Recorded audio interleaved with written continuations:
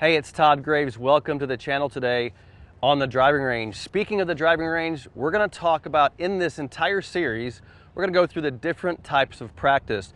Today, we're going to talk about a term often used, orientation. Welcome to the channel. So there's no better feeling knowing that when you wake up in the morning to go play golf, so that you're going to play well. There's no better feeling of hitting good golf shots down the fairway. So my mission today is to help as many people as possible wake up every day feeling good that they're going to go out there and play great because of the single plane swing.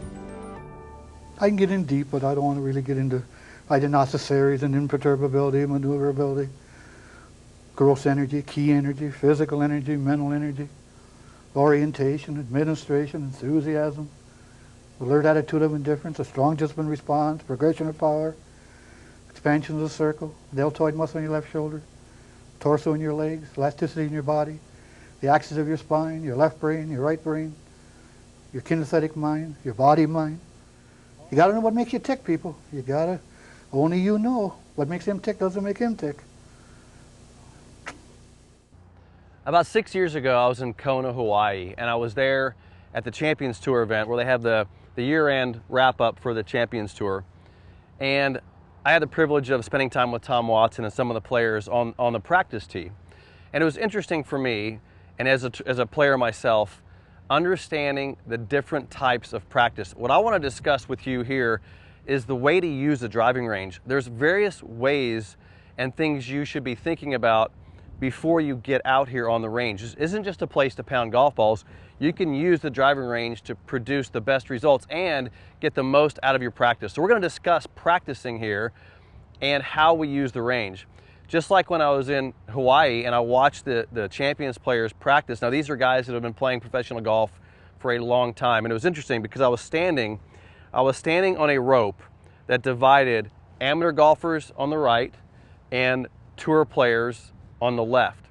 And what was interesting about what was happening is the first player that walked inside the ropes was Tom Kite. And so I watched Tom hit some golf shots, and here's what he did. He went out to the range. He set down an alignment tool. Him and his caddy, they got lined up. He set up, and he hit a wedge shot, and he came back, and he checked his orientation. He checked, as my patterning of my swing going towards the target. So he was checking that.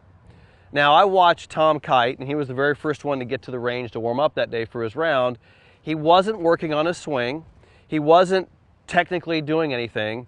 He was just making sure that the pattern of the swing was feeling good and he was hitting it on line, and he would check his alignment. Then he went to his 9-iron, hit a few shots, and then he hit a few shots with his 7-iron, and he kind of worked up his bag. So that was his pre-round routine. Now I want you to know that there was a purpose behind this type of practice. He was stepping in, he had an alignment trainer down, and he was orienting himself towards his target. Very, very regimented practice. And I guarantee it that Tom Kite did this every single time that he got himself ready for a round. It was part of his routine. Now I watched all the other tour players, and they all did similar things. They would set up to alignment. They would check their path. They would make sure that they were orienting themselves correctly, because by correctly addressing and orienting their body, they were able to build that pattern and get that feeling back. Okay. So imagine me standing there, and here's the rope that divides the tour players that are doing this type of practice here and the amateurs over here. I watched the very first amateur walk up. He had a driver and a 5-iron. He throws it in the ground. He hits a couple 5-irons, swing, like 4 or 5 5-irons, grabs his driver and makes 4 or 5 swings to the driver, then walks off the tee. Now here's the thing about it. This amateur golfer that just did that, now I'm watching two very, very different types of. He should have just turned around and watched these guys practice. And the reason I'm bringing this up is because we must learn to use this area here, this practice area, efficiently and better, because if we do that, we can learn a lot from what good players have learned to do on this range, as opposed to just that. And I guarantee it, this guy over here went and complained they didn't play well, whereas Tom Kite practiced and prepared himself in a very efficient way. So let's talk today about what I call and what Mo calls orientation. Is there anything more important than getting your body oriented correctly, consistently, which means address and grip and alignment. Nothing could be more important than that, because that determines ball position, sequencing, and patterning of a golf shot. Now, the way I practice that, and this is the takeaway from today's video, is the way I practice that is I always have something on the ground that teaches me alignment. There's my leading edge alignment, and there is my ball position. Now, I got to tell you this. I don't mind. I line this up, usually line it up at a target.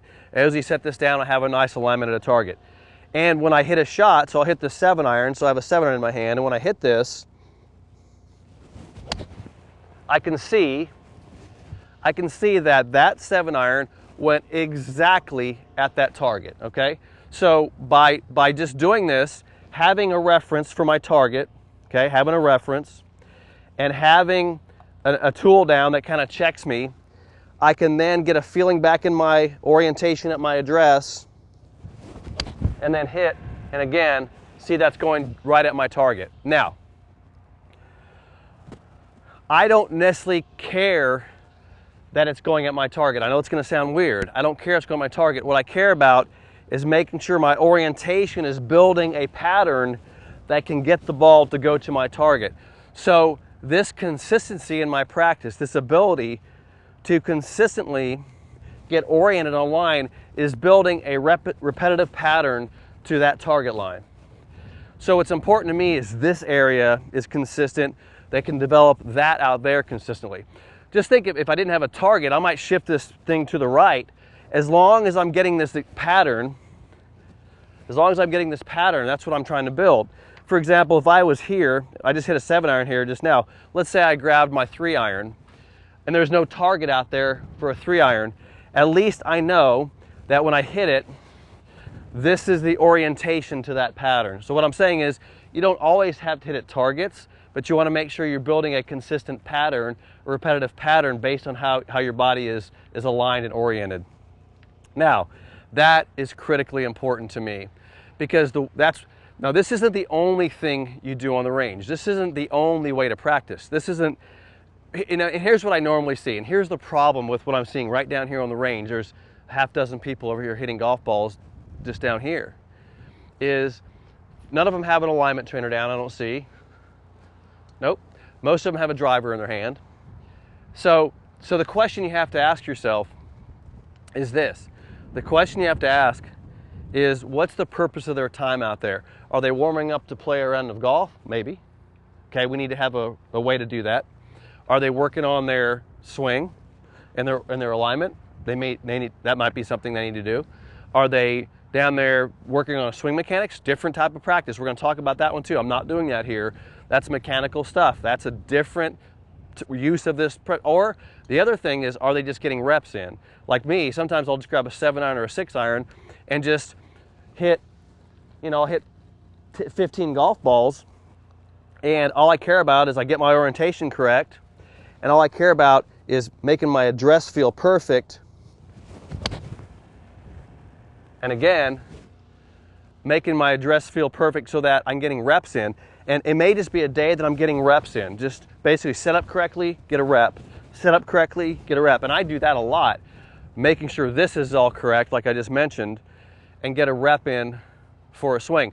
So today, for example, my goal in this practice session would be making sure my orientation, my address, my setup, my grip, everything feels great, and that my golf swing is hitting repetition on that line. And I may sit here and only hit 7-irons. I may just pull out a couple other shots. I'm not going to probably pound drivers. It's once again building consistency into my overall address and what I call orientation. So that is a great use of a range. And so here's one final thing I'll mention to you before we close out here. The question that many of you ask me is, how do you take it from here to the golf course, right? I mean, how do you go from the range to the course? Very good question, and I understand that's difficult. And the reason most people have trouble taking it from here to there is because they don't build a good pattern here. Let me ask you this. If you were really good at your orientation and your alignment, and you're really good at making sure your ball position's correct, and this felt really good to you, where your address felt good and your setup felt good, and then your pattern was good. Another great pattern right there on my line. So if all this was consistent and good, couldn't you just take that right there, walk over to the first tee, feel good again, and hit it right down the middle of the fairway? And the answer is yes, because you have built that patterning and that repetition here. You just go over there and you use it.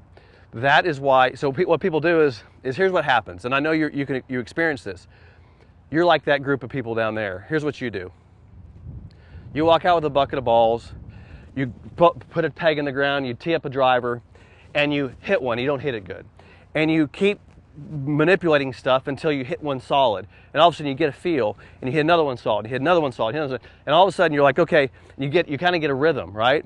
And you don't really pay much attention that they're all flying in the same pattern. To me, the most important part of what I'm doing here is they're all flying on the same pattern. I don't care how far they go. I want to know that they're going on the same pattern. So I'm building a pattern, which means if they're going on the same pattern, I'm getting consistent at impact. So I'm building a pattern. Those people are just trying to hit a ball. There's a massive difference in this, what I'm talking about here. They're trying to hit good golf shots. I'm trying to build a good pattern. And I can take my pattern to the golf course and I'll hit it pretty good all the way around the course the entire time, because all I got to do is step up, orient myself, and hit it. So I want you, in this series that I'm going to teach you about practicing, to start considering, do I have a purpose behind the practice? Is it the correct purpose? And am I accomplishing what I want to on the range? And we're going to talk about technical practice. We're going to talk about things like today, which is building reps into your orientation. We're going to talk about how to take it to the golf course. We're going to talk about all these different types of practice and what you need to do. And I'll just give you a quick side note here of what the next section's about. In the next section, I'm going to talk about a trail foot club face orientation that you've never heard of. And the reason I'm going to talk about this is I'm going to start teaching you some of the feelings I get when I orient myself correctly. I have particular things that are triggers for me that set me in the correct positions. We're going to talk about in the next video. By the way, if you're enjoying this content, don't forget subscribe, click the bell icon below and give me a thumbs up, and don't forget to leave a few comments. Let me know you're enjoying Todd Graves' YouTube channel.